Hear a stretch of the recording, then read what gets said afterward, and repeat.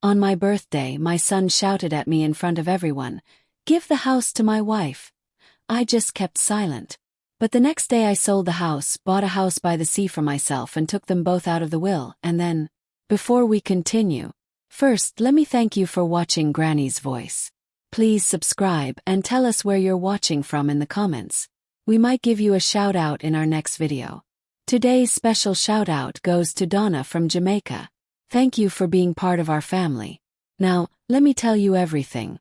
The smell of fresh coffee filled my small kitchen as I watched the raindrops race down my window. My name is Rose Miller and today I turned 68 years old. The big yellow house on Maple Street has been my home for 30 years. I bought it with my late husband Frank when our bakery business started making good money. Those were happy days. Frank would come home with flour on his apron and I would have dinner ready. Our son Danny was just starting high school then. The house felt alive with laughter and the smell of fresh bread Frank would bring from work. I remember when we first walked through this house. Frank pointed to the big backyard and said we could plant a vegetable garden. Danny ran upstairs to pick his room. The yellow paint was bright and cheerful. Frank said it reminded him of sunshine. We worked so hard to make this house perfect. Frank built a swing in the old oak tree. I planted roses by the front door. Every room tells a story of our family. The kitchen where we cooked Sunday dinners. The living room where Danny did his homework. The bedroom where Frank and I dreamed about our future together. Frank died 3 years ago from cancer. It happened slowly and I took care of him until the very end. He held my hand and told me to be strong. He said this house would keep me safe and happy. After the funeral, Danny started visiting more often. First, it felt nice to have company. He would bring his wife Sandra and their twin boys, Max and Jake. The boys are now 12 years old. They love playing in the backyard where their grandpa built the swing. But something changed after Frank passed away. The visits became different somehow. I made pancakes for breakfast just like Frank taught me. The recipe came from his mother who ran a small diner in town. I set out the good plates, the ones with tiny blue flowers that Frank bought me for our anniversary. The house felt empty without his voice calling from upstairs. I started talking to his picture on the mantel. Silly, I know, but it made me feel less alone. The phone rang at exactly 9 o'clock. It was Danny like every Tuesday morning. His voice sounded rushed and businesslike. Different from the boy who used to tell me about his day at school. "Mom, I hope you remember the birthday party tonight," Danny said. His tone was flat, like he was reading from a list. "Sandra made reservations at that new restaurant downtown. The fancy one with the jazz music." I smiled even though he couldn't see me. A birthday dinner sounded lovely. "Will the boys be there?" I asked, thinking about Max and Jake. "Yes, and Sandra's parents are coming too. Oh, and my boss might join us. It's a great chance for networking." My heart sank a little. Even my birthday dinner was about his work. But I said nothing. "What time should I be ready?" I asked, looking at the clock. 6:30 sharp. "Don't be late, Mom. This restaurant is very important to Sandra. She knows the owner." I promised I would be ready on time. After hanging up, I stared at my reflection in the hallway mirror. My gray hair was getting thin. My hands showed spots from too much sun in the garden. When did I become this old woman? I used to be Rose Miller, the baker's wife who made the best apple pies in town. Now I felt like just Danny's mother, someone who needed to be managed and told what to do. I spent the afternoon getting ready. I chose my best dress, the navy blue one with pearl buttons. Frank always said it made my eyes look bright. I put on the pearl necklace he gave me on our wedding day. Looking in the mirror, I tried to see myself as others did. Not just an old widow, but a woman who had lived a full life. Who had loved deeply and lost greatly. Who had built a business and raised a son. Who still had dreams and hopes. But lately I felt invisible. Like my thoughts and feelings didn't matter to anyone. The restaurant was crowded and loud. Danny and Sandra were already there with the boys and Sandra's parents. Danny stood up when I arrived, giving me a quick hug. "Happy birthday, Mom," he said, but his eyes were already looking toward the door. My boss should be here soon. Sandra kissed my cheek, leaving a lipstick mark. Rose, you look nice. Is that dress new? I shook my head. I've had it for years. The boys hugged me tight. They always made me feel loved and important. Max whispered, Grandma, I drew you a birthday card at school. We sat at a large round table near the band. The music was so loud I could barely hear anyone talk. Sandra's parents were nice people, but they mostly talked to each other about their trip to Florida. The boys fidgeted in their chairs, clearly bored. I tried to start conversations, but everyone seemed distracted. Danny kept checking his phone, waiting for his boss to arrive. Sandra complained about the service being too slow. The fancy menu had foods I didn't recognize. I just wanted a simple meal with my family, but this felt more like a business meeting. Danny's boss finally arrived. A tall man in an expensive suit who shook everyone's hand like he was running for office. Mrs. Miller, he said to me, Danny talks about you all the time.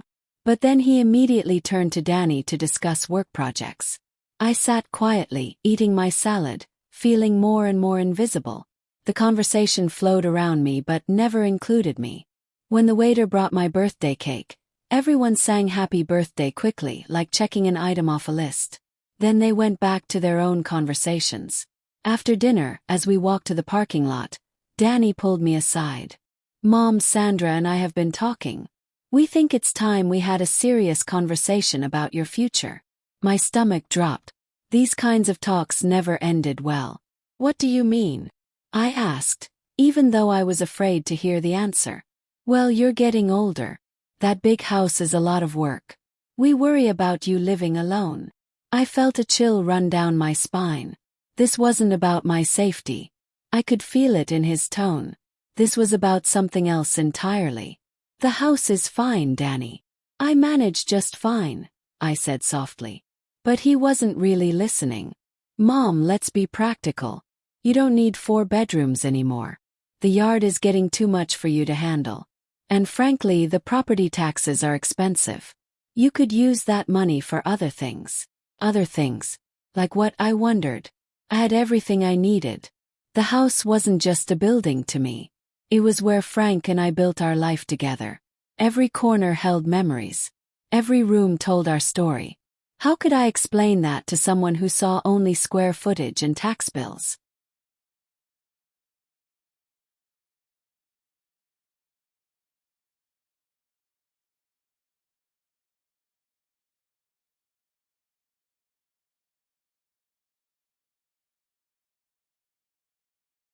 That night I couldn't sleep.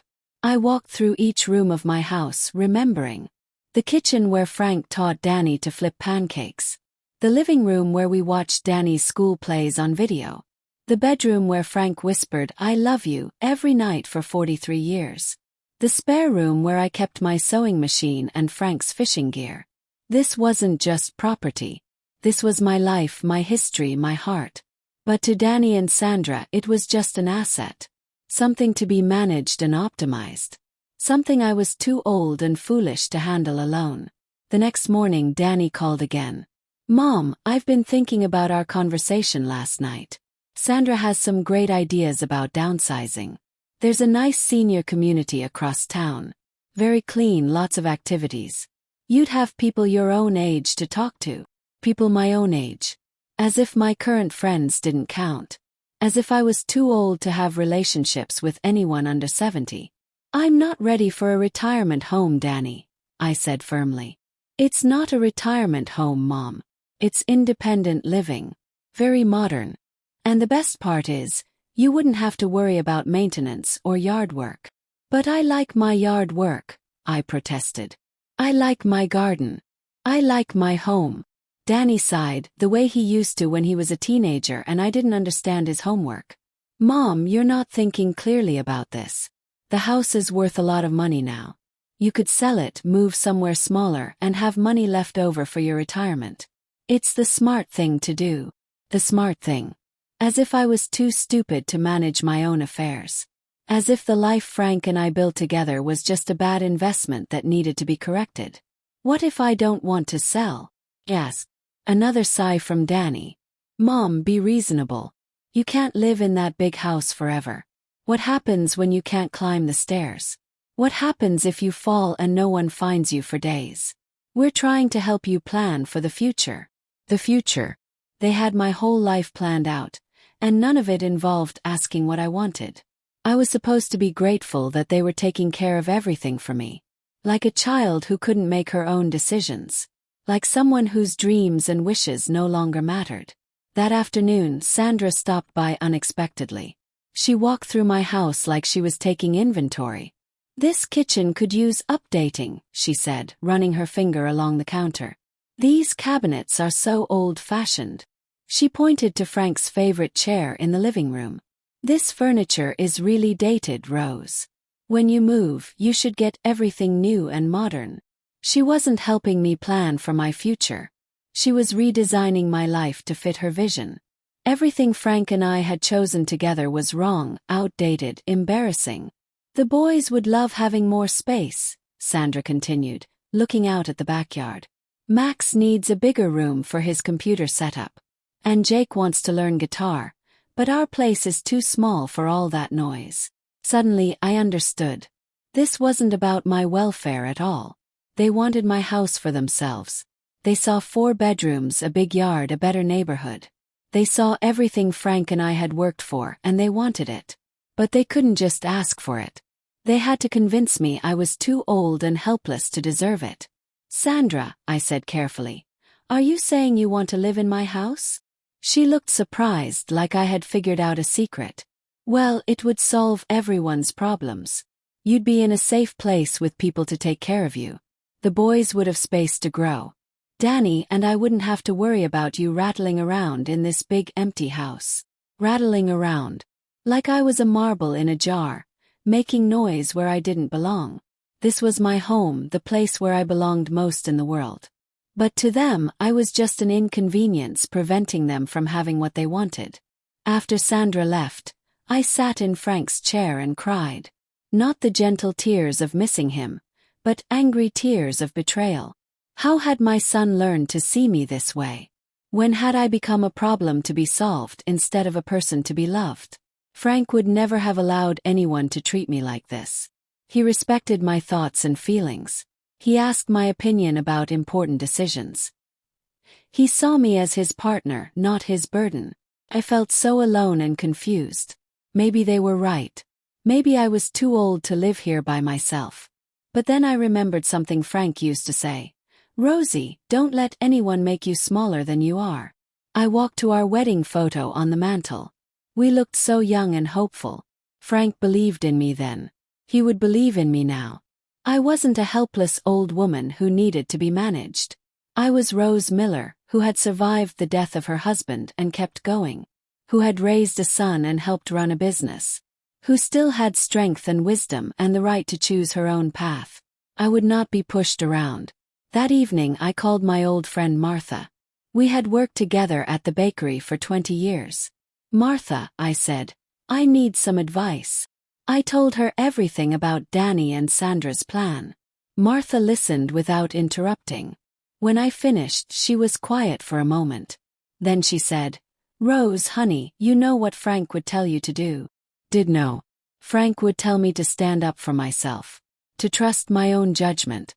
To not let fear make me give up the life we built together. "You're right, Martha. I know exactly what I need to do." The next Saturday, Danny and Sandra came over for what they called a family meeting. They brought folders full of information about senior communities. Brochures with pictures of smiling old people playing cards and doing crafts. "Look at this place, Mom," Sandra said, spreading the papers on my kitchen table. "They have a swimming pool and a beauty salon. You could make so many new friends." But I didn't want new friends. I wanted to keep the life I had built. I wanted to honor Frank's memory by staying in the home we loved. I wanted my freedom to choose. "We've done all the research," Danny said, pulling out more papers. "The financial advisor says if you sell now, you'll have enough money to live comfortably for the rest of your life. Plus, you won't have to worry about home repairs or property taxes." He talked about my future like it was a math problem to be solved. Income minus expenses equals happiness. But life isn't a math problem. Happiness can't be calculated on a spreadsheet. Love can't be measured in dollars and cents. This house wasn't just an asset. It was my heart and soul. I let them finish their presentation. They had charts and numbers and logical arguments. They thought they could convince me with facts and figures. But they missed the most important fact of all. This was my life, not theirs. When they were done talking, I looked at both of them. "Danny," I said quietly, "this is my home. Frank and I bought it together. We raised you here. We were happy here. I'm not leaving." Danny's face turned red. "Mom, you're being stubborn. We're trying to help you." But this wasn't help. This was control.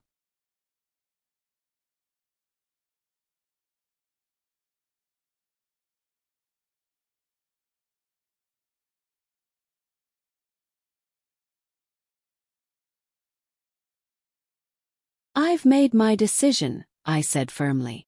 "I'm staying in my house." Sandra's polite smile disappeared.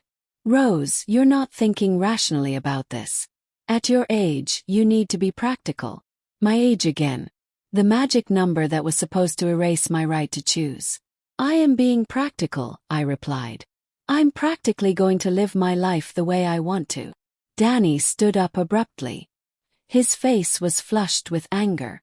"Fine," he said. "But don't come crying to us when something happens and you can't take care of yourself." That's when Danny lost his temper completely.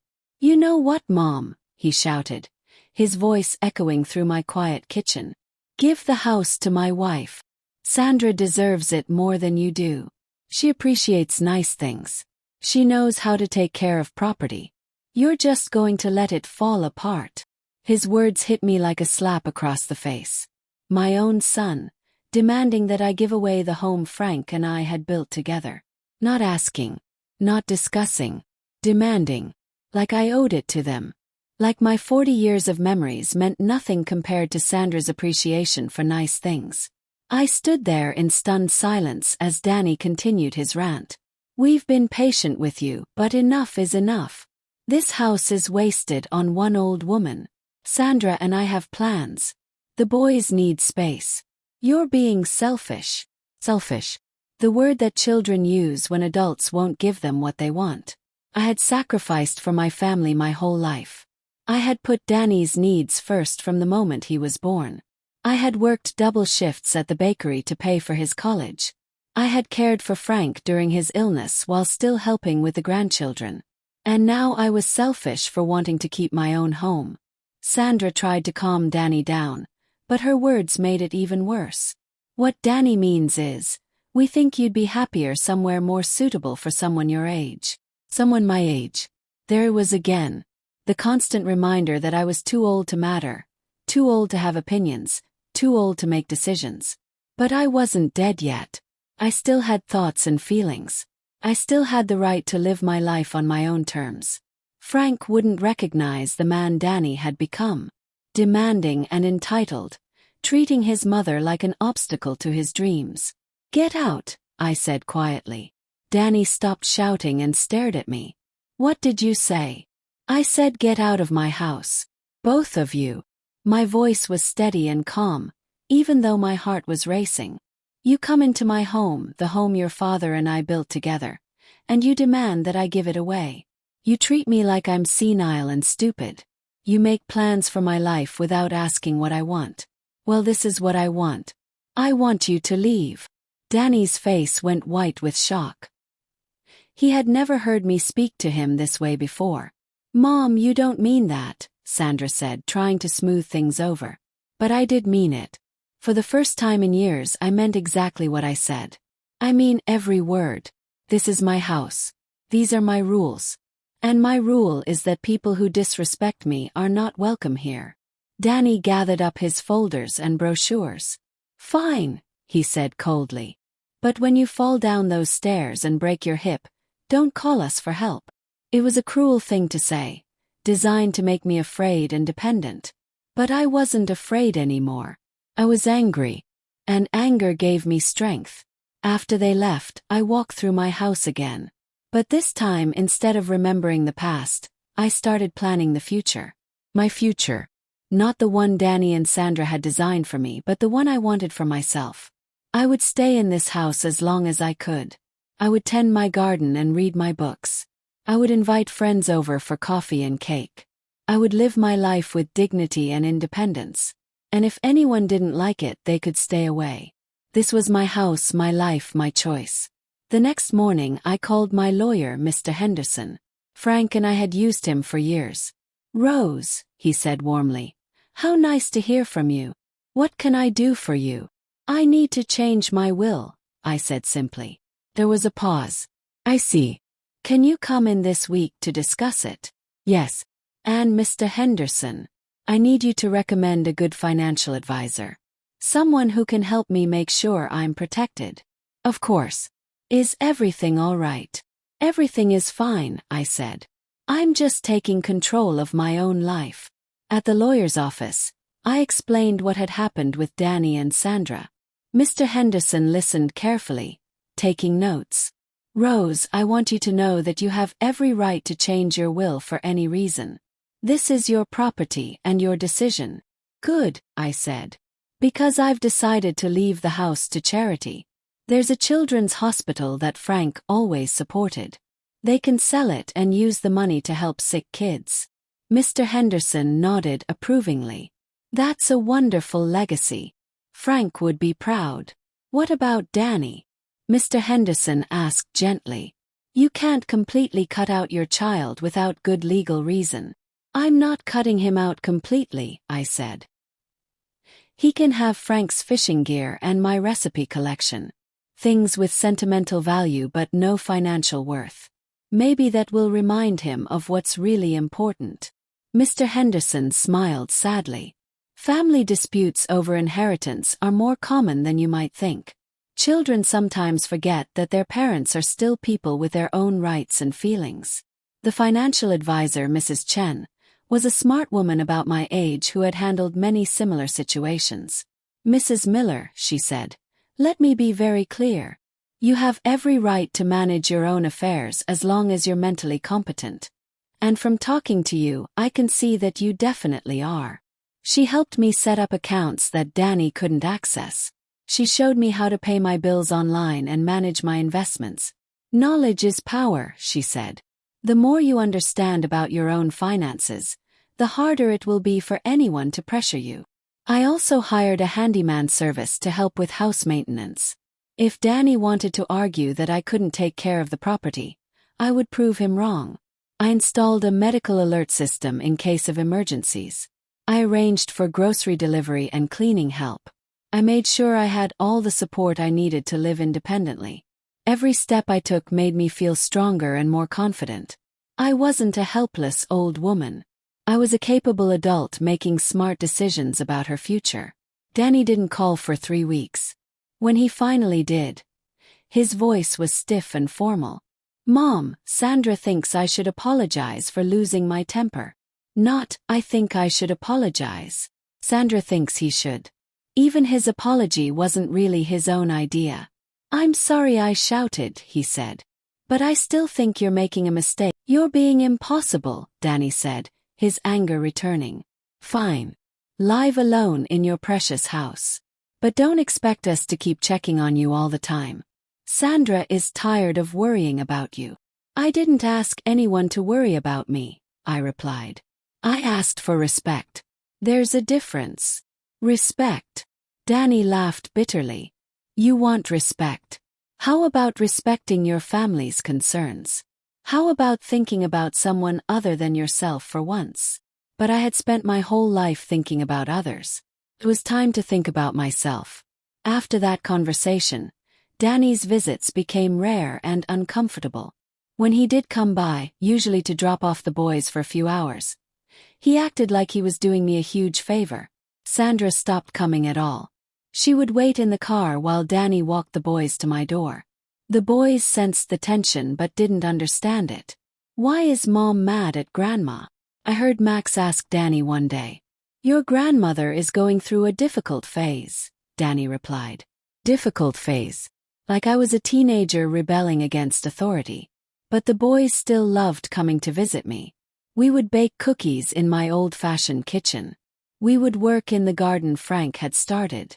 We would sit on the front porch and watch birds. These simple pleasures meant more to me than any fancy restaurant dinner or expensive gift. The boys didn't care that I was old or that my house wasn't modern. They just enjoyed being with their grandmother. Those moments reminded me why I was fighting so hard to keep my independence and my home. One day, while the boys were playing in the backyard, Max came running in with excitement. "Grandma! Grandma! Look what I found!" He held up an old baseball that Frank had hit into the garden years ago during a game with Danny. It was weathered and faded, but still solid. "That was your grandfather's," I told him. "He used to play catch with your daddy in that same yard." Max's eyes grew wide with wonder. These were the moments that mattered. The connections between generations. The stories that money couldn't buy. As autumn arrived, I felt more settled and confident than I had in years. My house was in good repair, my finances were organized, and I had help when I needed it. I joined a book club at the library. I started volunteering at the children's hospital that would inherit my house someday. I made new friends and rediscovered old interests. I was living proof that being older doesn't mean being helpless. Age can bring wisdom, freedom, and the courage to stand up for what's right.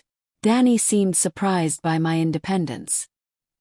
He had expected me to struggle without his help, to come crawling back and beg for his assistance.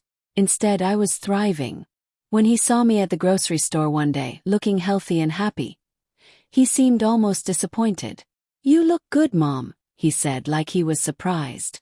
"I feel good," I replied. "Turns out I'm more capable than you gave me credit for." He had no response to that. The truth is sometimes uncomfortable for people who have made assumptions about others. I started dating again, something that shocked Danny completely. Harold was a widower from my book club, a retired teacher with a gentle sense of humor. We enjoyed each other's company, going to movies and art exhibitions. When Danny found out, he was furious. "Mom, what will people think?" he demanded. "People will think I'm a woman who enjoys life," I replied. "Frank wouldn't want me to be lonely forever." But Danny didn't want me to be happy on my own terms. He wanted me to be safely contained where he could control me. Harold and I took a trip to the mountains, something I hadn't done since Frank died. The fresh air and beautiful scenery made me feel alive and adventurous. I sent the boys postcards and called them every evening to share my adventures. When I returned home, tanned and relaxed, Danny was waiting on my porch. "Mom, this has gone too far," he said. "You can't just disappear without telling anyone where you're going." "I told the boys where I was," I said. "And I'm a grown woman. I don't need permission to take a vacation." "What if something had happened to you?" Danny argued. "What if you'd had an accident or gotten sick?" "Then Harold would have taken care of me," I replied. "Just like I took care of your father when he was sick." People help each other, Danny. That's what love means. But Danny didn't want to hear about love or friendship or independence. He wanted control. He wanted me to be predictable and manageable. He wanted to put me in a box labeled elderly mother and forget about my humanity. The final confrontation came at Christmas. I had invited Danny's family for dinner, hoping we could find some peace. Sandra came reluctantly, making snide comments about my outdated decorations and old-fashioned menu. The boys were excited to be in their grandpa's house again, running around and exploring. But the adults sat stiffly in the living room, making polite conversation that fooled no one. The tension was thick enough to cut with a knife. I realized that some relationships can't be repaired, only endured. During dinner, Sandra made another pitch for me to move to a senior community. Rose, my friend's mother, moved to Sunny Meadows last year and absolutely loves it. They have activities every day, and she's made so many friends. "I have friends," I said quietly. "And I have activities. I have a life here. But wouldn't you rather be around people your own age?" Sandra persisted. People your age. Those 3 words that had become like a curse, defining me as too old for anything that mattered. I was tired of hearing them. I'm around people of all ages, I replied. Harold is my age. The volunteers at the hospital are young. The children I read to at the library are very young. Age is just a number, Sandra. It doesn't determine what I can do or who I can be friends with. But Sandra wasn't listening. She had already decided that I was a problem to be solved, not a person to be understood.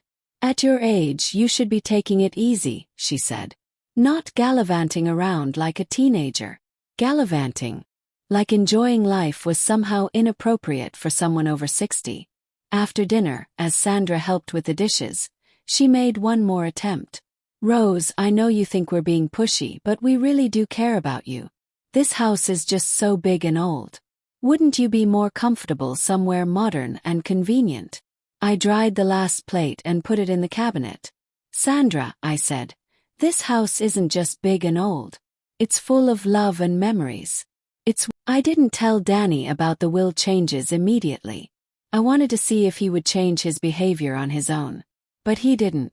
The visits became even more rare and unpleasant. He treated me like a stubborn child who needed to be managed.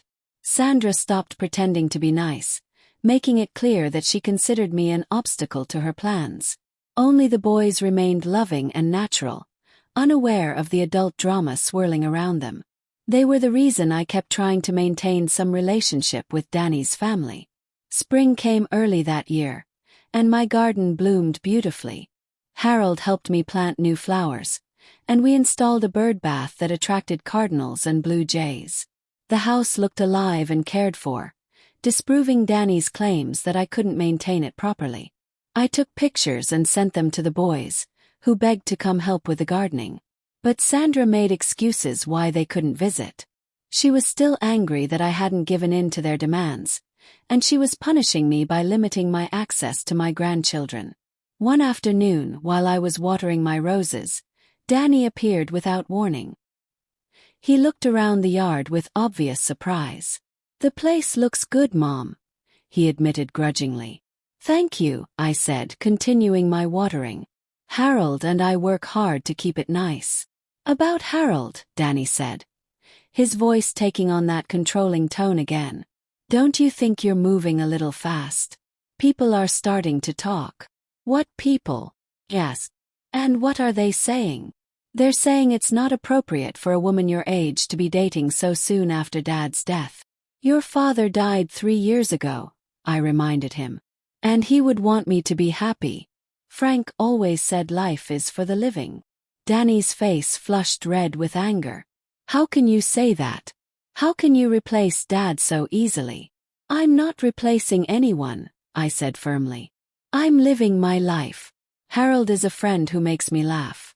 That doesn't mean I love your father any less. But Danny couldn't understand that love doesn't have limits. That caring for one person doesn't mean you stop caring for another. People are talking, Mom, Danny insisted. Mrs. Peterson saw you holding hands with him at the ice cream shop. She called Sandra to tell her. I almost laughed. Mrs. Peterson was 85 and had been gossiping about neighbors for decades. Let them talk, I said. I'm not doing anything wrong. I'm a widow, not a nun. Danny looked disgusted. At your age, it's just not appropriate. There it was again. Age. The magic number that was supposed to make me invisible and sexless. Danny, I said, I may be old, but I'm not dead. What would the boys think? Danny played his ace card, bringing up my grandchildren. They're too young to understand this kind of thing. The boys like Harold, I said. He teaches them card tricks and tells them stories about when he was a teacher. They're not confused by friendship and happiness. Only adults make it complicated. Danny realized his argument wasn't working. Fine, he said coldly. But don't expect us to welcome him into the family. And don't bring him around when the boys are here. This is my house, I reminded him. I'll invite whoever I want. That conversation marked the beginning of the end of our relationship. Danny stopped calling regularly. Sandra made it clear I wasn't welcome at family events if Harold was my guest. The boys asked why they couldn't visit Grandma as often, but their parents made excuses about being busy. I realized that my son would rather punish me than accept that I had a right to happiness. He preferred me lonely and isolated, easier to control and manipulate. But I refused to give up my friendship with Harold or my independence for anyone. Summer arrived with its usual burst of heat and humidity. My garden flourished under Harold's expert care. We spent evenings on the front porch, watching fireflies and talking about books. Danny drove by one evening and saw us laughing together on the porch swing Frank had built. The next day, he called with another ultimatum. "Mom, this has to stop. You're embarrassing the family." "I'm living my life," I replied. "If that embarrasses you, that's your problem, not mine." "Choose," Danny said. "Him or us." I didn't hesitate. I choose happiness. The final break came in August. Danny and Sandra decided to take the boys on vacation without telling me. I only found out when Max called from the beach to tell me about the seashells he was collecting. "We're in Florida, Grandma." Daddy said it was a surprise trip. My heart ached knowing they had deliberately excluded me from this family vacation. When they returned, I called Danny to ask why I hadn't been invited. "We thought you'd be too busy with your boyfriend," he said sarcastically. "Besides, it was a family trip." "I am family," I said quietly. "I'm your mother and their grandmother." "You made your choice," Danny replied coldly. "You chose him over us." "I chose to live my life with dignity and joy," I corrected. "I chose not to let you control me anymore." "Control you?" Danny laughed bitterly. "We were trying to take care of you. But you threw it all away for some old man you barely know." "I've known Harold for 2 years," I said. "And he treats me with more respect in one day than you've shown me in the last 3 years." That's when Danny completely lost control. His voice rose to a shout that I could hear echoing through the phone. "You know what, Mom? Give the house to my wife. Sandra deserves it more than you do. She would appreciate it. She would take care of it properly. You're just wasting it on yourself." The words hit me like a physical blow. My own son, demanding my home like it was his birthright. Not asking or discussing but commanding. Like I was already dead and he was just waiting to collect his inheritance. "Sandra has vision," Danny continued screaming. "She knows how to make that house beautiful and modern. You just sit there with your old furniture and your old boyfriend, wasting everything Dad worked for." I listened in stunned silence as my son revealed his true feelings. I wasn't a person to him anymore. I was just an obstacle preventing him from getting what he thought he deserved. "Give us the house now, while you can still enjoy seeing Sandra fix it up properly," he demanded. The cruelty of those words took my breath away. "Get out of my life," I said quietly. Danny stopped shouting, surprised by the calm in my voice. "What?" I said, "Get out of my life. All of you. I don't want to see you again." "Mom, you don't mean that." "I mean every word. You are no longer welcome in my house. You are no longer part of my life. You want my house. You'll get." I called Mr. Henderson the next morning to make sure my will was properly updated. "Rose, are you certain about this?" he asked. "Cutting off your son completely is a big step." "I'm not cutting him off," I explained. "He cut himself off when he demanded my house and showed me no respect. The will just reflects the reality of our relationship." Mr. Henderson sighed. "I've seen this too many times. Adult children who think they're entitled to their parents' assets while the parents are still alive. It's a growing problem in our society." The Children's Hospital was delighted when I told them about my bequest. "Mrs. Miller," the director said, "your gift will help so many sick children. We could use the proceeds to expand our play therapy program." I smiled thinking about Frank. He had always said the best legacy we could leave was helping others. "My husband would be so pleased," I told her. He believed children deserved every chance at happiness. This felt right in a way that leaving the house to Danny never had. Those children needed help. Danny just wanted wealth. Months passed without contact from Danny's family. I missed the boys terribly, But I refused to compromise my dignity for occasional visits. Harold and I traveled to see his daughter in Colorado. We took art classes together and joined a hiking group for seniors. My life was fuller and happier than it had been in years. I proved to myself and everyone else that age doesn't mean giving up. It means having the wisdom to choose what matters most. And what mattered most was living authentically. One day in November, Sandra called out of the blue. Her voice was stiff and formal. "Rose, I think we should talk. Danny has been very upset since your argument." "I'm sorry to hear that," I said, though I wasn't sure I meant it. "Maybe he should think about why he's upset. Maybe he should consider apologizing for demanding my house. He's proud, Rose. You know how men are. But he misses you." "I miss the son I raised," I replied. "I don't miss the man who tried to steal my home and control my life." "The boys ask about you constantly," Sandra continued, playing what she thought was her trump card. "They don't understand why they can't see Grandma." My heart ached hearing about Max and Jake. "They can see me anytime," I said. "All Danny has to do is apologize and treat me with respect."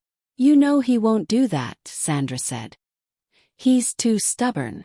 "Then I guess the boys will have to do without their grandmother," I replied sadly. "That's Danny's choice, not mine. Sometimes love means protecting yourself, even when it breaks your heart." Christmas came and went quietly. Harold and I had dinner with his daughter's family via video call.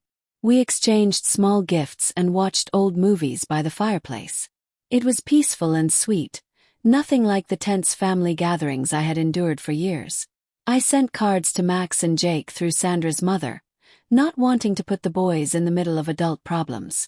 I hoped someday they would understand that I loved them enough to maintain my dignity rather than accept disrespect for their sake. In January, I got a call from my old friend Martha at the bakery. "Rose, honey, you need to know. Danny's been telling people you've lost your mind.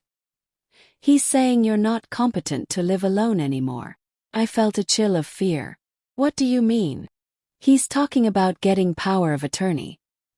He says you're making crazy decisions because of that boyfriend of yours." This was his next move, I realized. If he couldn't guilt me into giving him the house, he would try to have me declared incompetent. I immediately called Mrs. Chen, my financial advisor. "Mrs. Miller, I've been expecting this call," she said. "I had a strange conversation with a man claiming to be your son, asking about your accounts." "What did you tell him?" I asked, my hands shaking. "Nothing. I told him I could only discuss your finances with you. But he seemed very determined." Mrs. Chen helped me take additional steps to protect myself. We arranged for regular competency evaluations. We documented my ability to make sound financial decisions. Knowledge is power, Rose. Stay one step ahead of him. I also made an appointment with my doctor for a complete physical and mental health evaluation. Dr. Williams had been my physician for 15 years. "Rose," she said after the tests, "you're in excellent health for a woman your age. Your mind is sharp, your judgment is sound. If anyone questions your competency, I'll be happy to testify on your behalf." Armed with medical and legal documentation of my fitness, I felt more confident. Danny could spread his lies, but I had proof of my capabilities. The confrontation I had been dreading came in February. Danny arrived with a man in an expensive suit who introduced himself as a lawyer specializing in elder care. "Mom," Danny said with fake concern, "we're worried about you. Living alone at your age, making these impulsive decisions. Maybe it's time to consider a conservatorship." I remained calm, even though my heart was racing. "I'm perfectly capable of managing my own affairs," I said.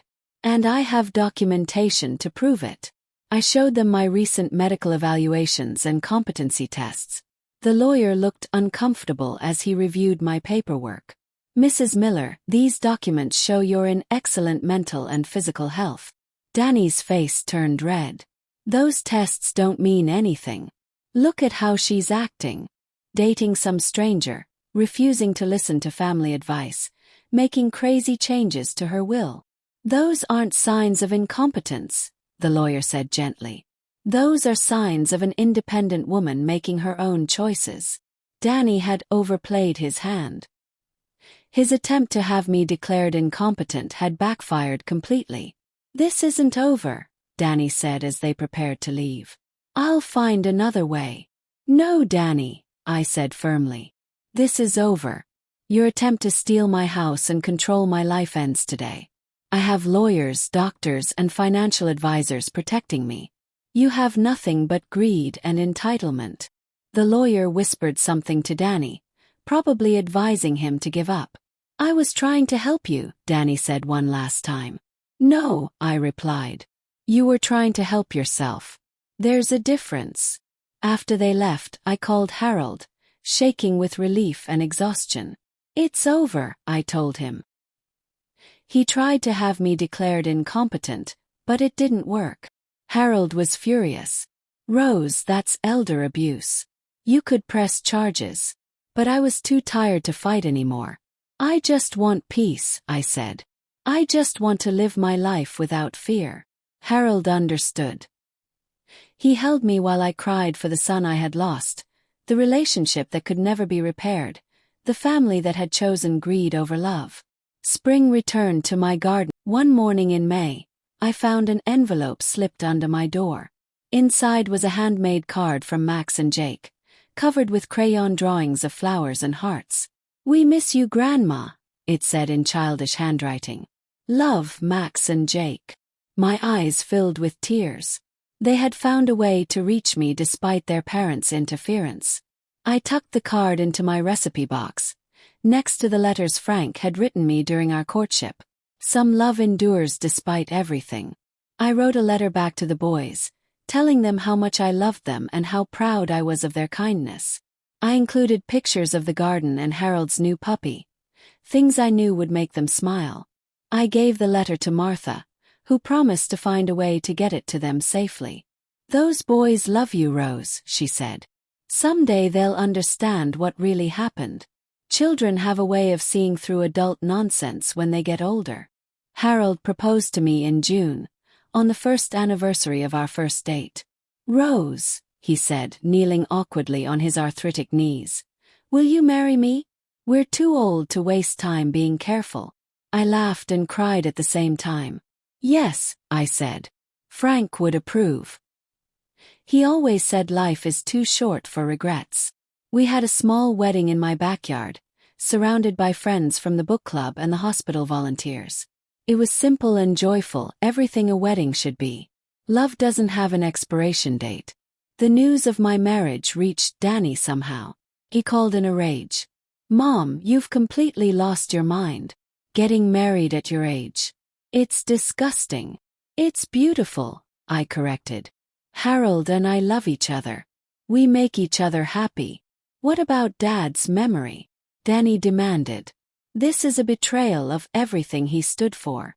"Your father stood for love and happiness," I replied. "He would be the first to congratulate me. You're the one betraying his memory by treating me with such cruelty." Danny hung up without another word. Harold moved into my house that summer.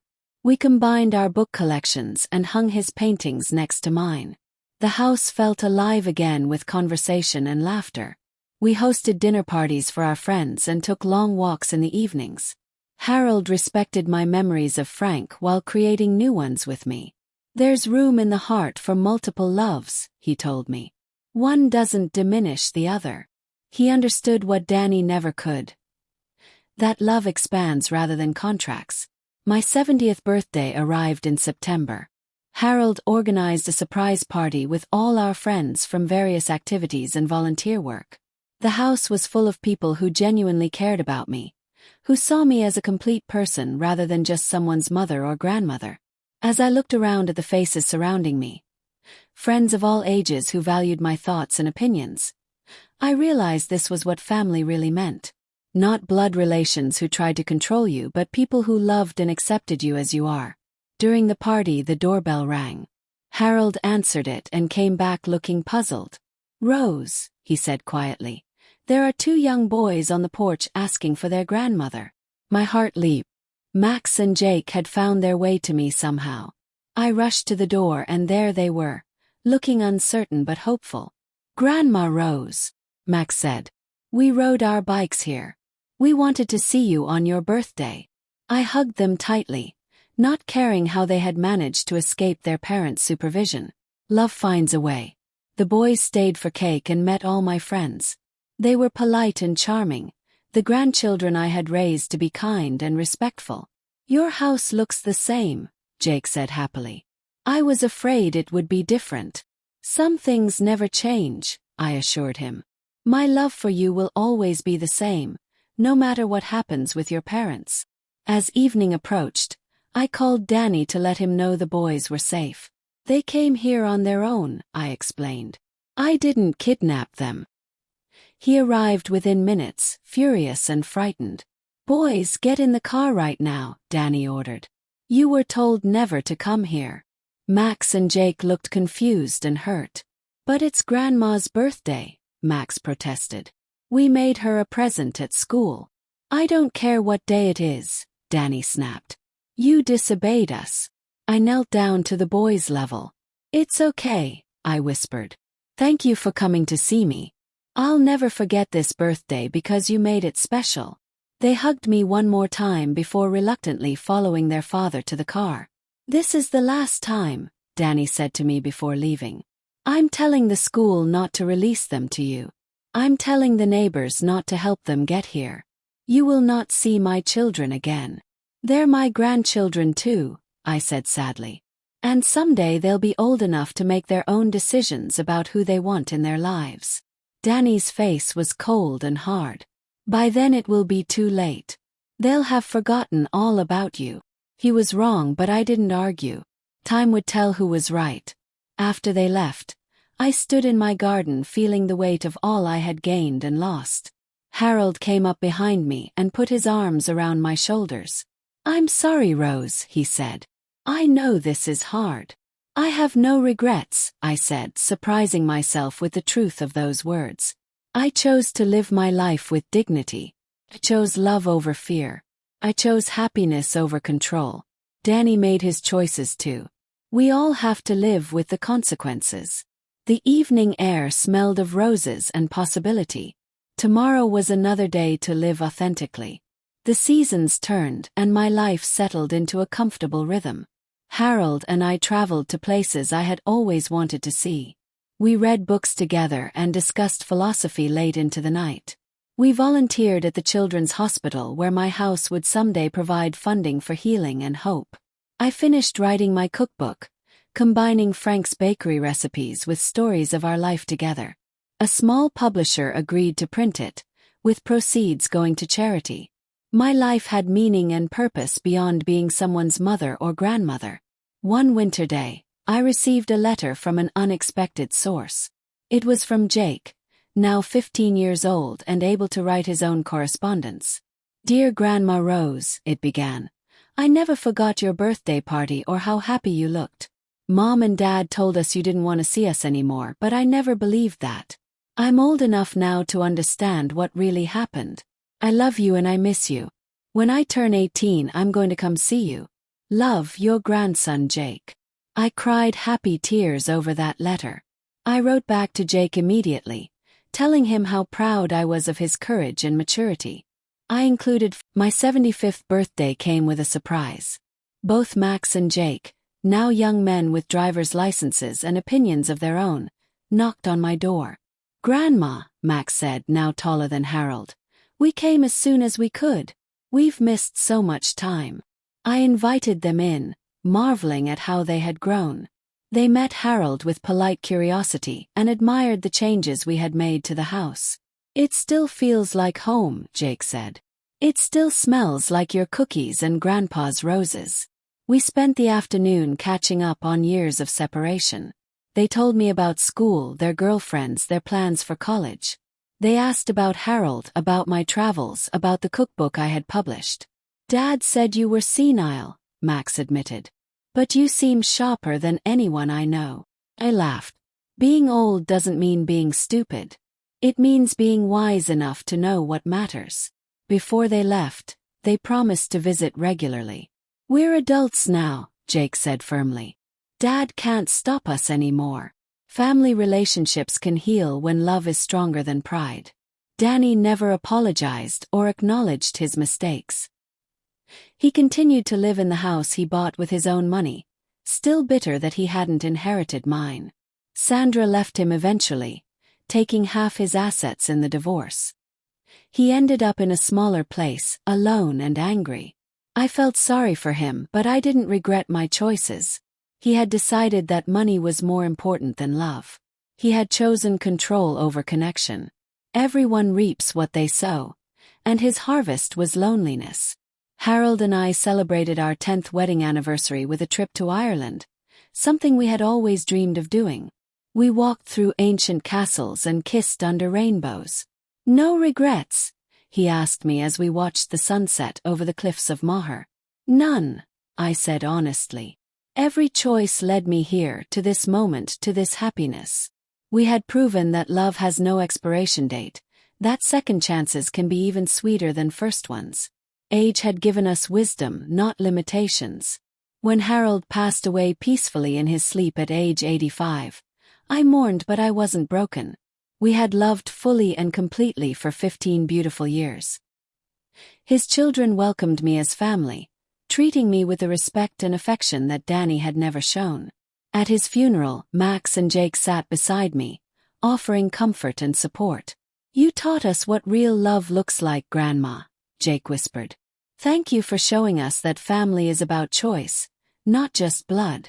Harold's legacy lived on in all the lives he had touched. Now, at 82, I live quietly in my yellow house on Maple Street. Max and Jake visit often with their own families. My great-grandchildren play on the swing that Frank built and tend the roses that Harold planted. The house will go to the children's hospital when I die, just as I planned. Danny never reconciled with me, but I've made peace with that. You can't force people to love you correctly. You can only love yourself enough to demand respect. I chose dignity over desperation, and I've never regretted it.